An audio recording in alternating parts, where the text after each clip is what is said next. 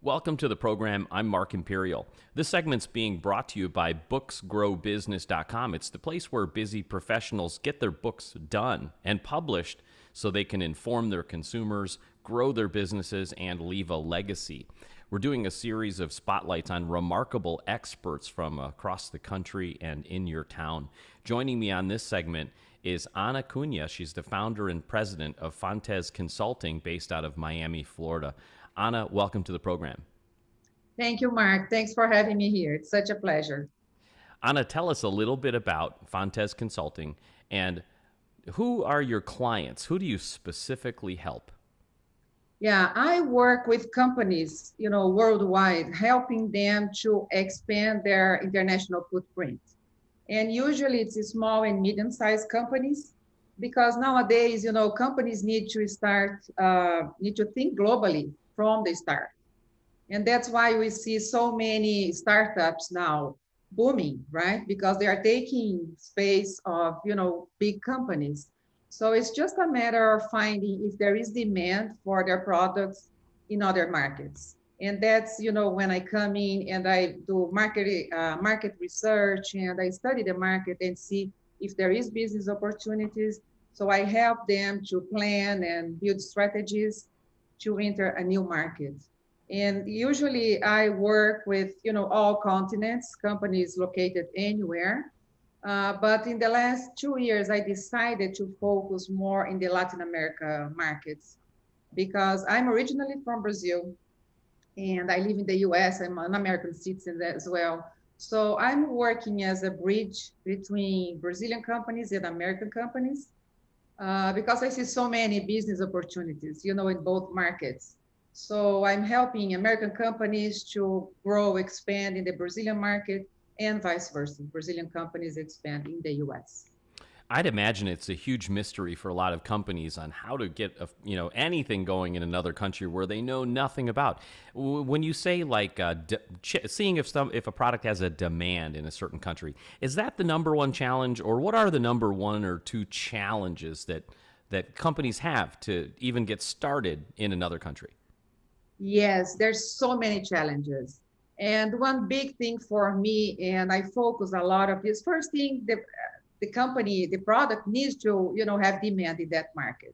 But many times after we do a study, what is very important is for the companies to make, to adapt themselves before they go to that specific market, because culture is different. It's not just the language, the way, consumers buy, the consumer behaviors, and, so many things are different. And we really need to, pay close attention to those things and prepare the company before they actually expand. And one big mistake that I see happening everywhere, despite the size of the company, is that companies usually, when they are expanding internationally, they focus on their products or services and they forget the market they are entering. So they don't prepare themselves, they don't make the adjustments, they don't adapt their products to that new market. And then it's a big, big mistake, millions of dollars wasted. And we see that it's not just for, it doesn't happen just with the small companies. We have several examples like Home Depot, for example, a giant.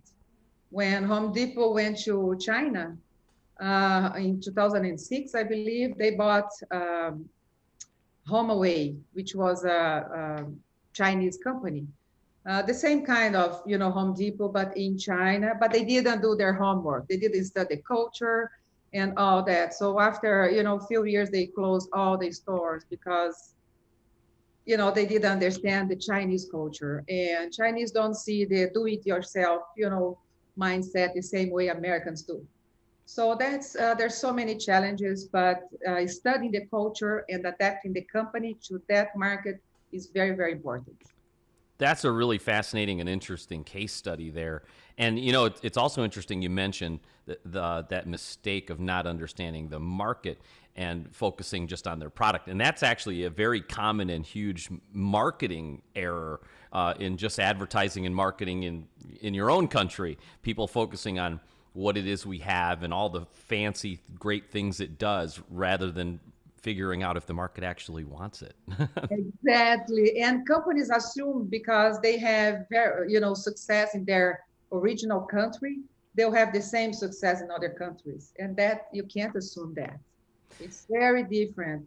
And also, Mark, something very important that I also help companies. Nowadays, digital marketing is so important, and especially when we talk about global markets. It's very important that the company works and have a digital presence, a strong digital presence. So that's something else that I do. When I start to work with a company, I take a look at where the company is today in their markets, and then where it needs to be before it enters the new market. So I work with the whole digital image of the company everywhere, right? Because sometimes also the companies, they are not looking into expanding a new market, but they want to attract international customers. So that's another thing that I help them to. And then they need to have a strong, digital presence, and that goes everywhere: social media, LinkedIn, their website, and so many things. And this is very important. Do you find that a lot of companies are quick to say, hey, let's think globally? Or do people think it's like, oh, this sounds complicated, I'm just going to focus here in my home country? Yeah, for most companies, it sounds too complicated. And fear, they are so, fear is something that blocks them. And that's why it's very smart to to get professional help and to really invest in that study, someone that understands that specific market to really, build a roadmap for them, So because it needs to start the right way from the beginning. Otherwise, it's a waste of time and money. So it's I very know common. that there's probably a long process involved, but could you give us like a 10,000-foot view of like how you would take a startup that doesn't even know where to begin? Like when you meet with them, what kind of phases are you going to walk them through? Sure. First thing, I used to say that I take like an X-ray of the company.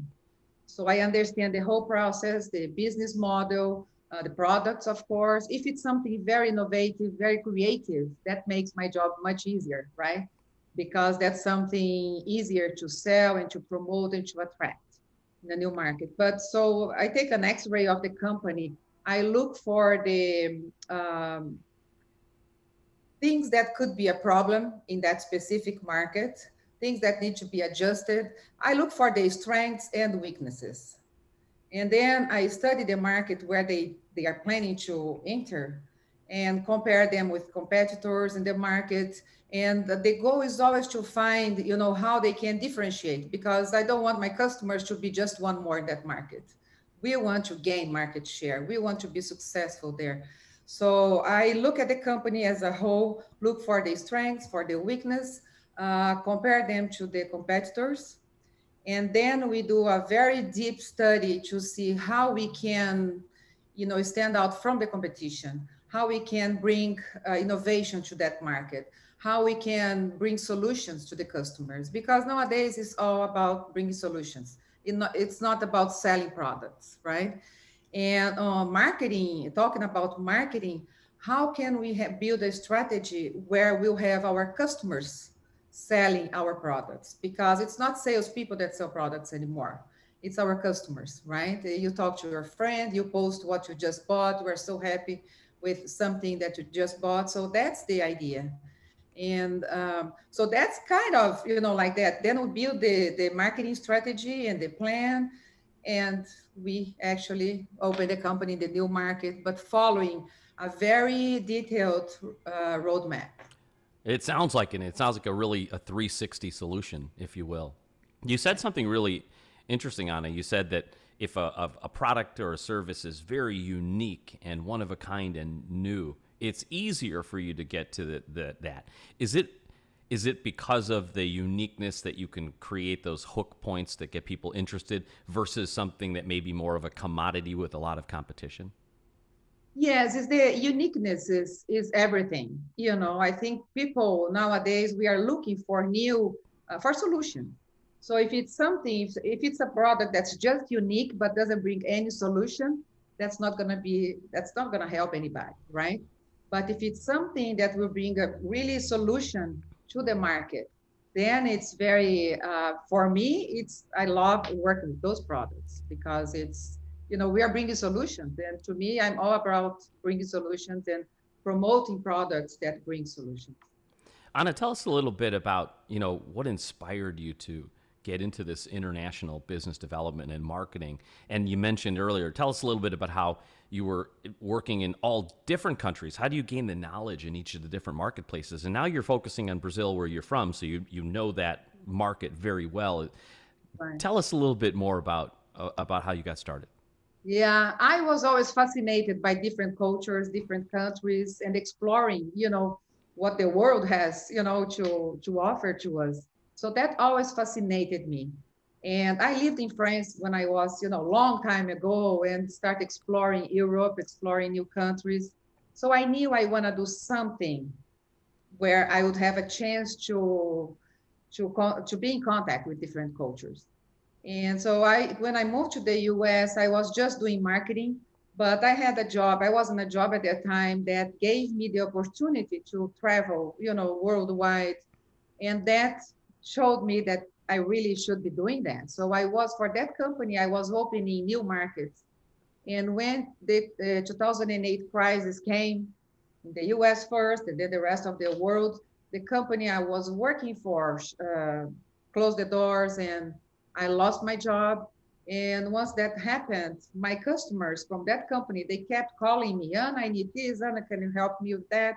I spent a month helping them, just helping, until I said, oh, I think the universe is telling me, that this is a business opportunity for me.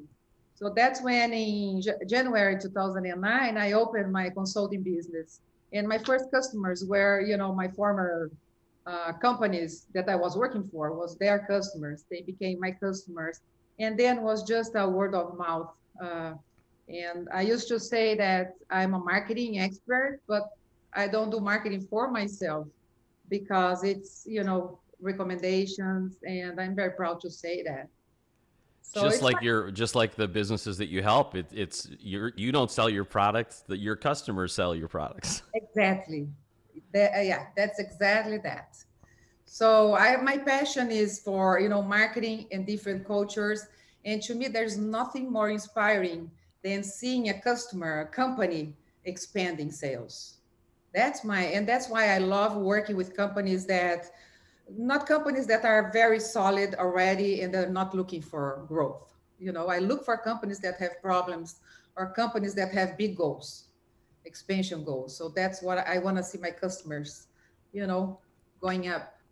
So That makes a lot of sense, because you don't have to want success for them more than they do for themselves.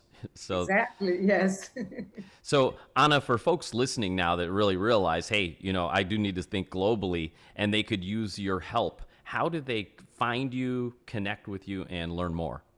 Sure, yes. My website is fontesconsulting.com. I also created a YouTube channel during the pandemic. I want to keep sharing my knowledge about new markets, consumer behaviors, business trends, and all that. So I created a YouTube channel. It's youtube.com and /Ana Cunha, and Instagram, Ana Cunha _Miami. Terrific. Ana, I really appreciate you taking the time and sharing with my audience today, and I wish you continued success for you and for all of your clients. Thank you so much, Mark. It was a pleasure being here, and thanks for inviting me again. Ana Cunha, and she's the founder and president of fontesconsulting.com, based out of Miami, Florida. And this segment's been brought to you by booksgrowbusiness.com. It's the place where busy professionals get their books done and published to educate their consumers, build their businesses, and to leave a legacy. That's all for now. I'm Mark Imperial, and thanks for joining me.